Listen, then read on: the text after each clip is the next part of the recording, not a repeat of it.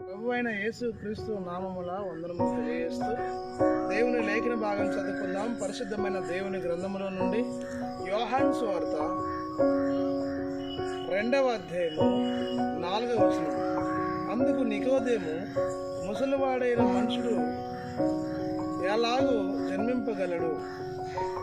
రెండవ మారి తల్లి గర్భమందు ప్రవేశించి జన్మించగలడా అని అడగగా, అందుకు యేసు ఇట్లా అన్నాడు, ఒకడు నీటి మూలముగాను ఆత్మ మూలముగాను జన్మిస్తేనే కానీ దేవుని రాజ్యంలో ప్రవేశించలేడని నిశ్చయముగా నీతో చెప్పుచున్నాను.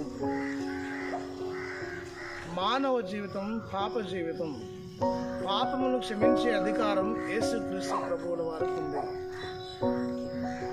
పాప క్షమాపణ పొంది పశ్చాత్తాపడి మారు మనసు పొంది పాపలను విడిచిపెట్టి క్రీస్తు యేసు నామంలో బాప్తిసం పొందితే నిత్య జీవము పొందగలము.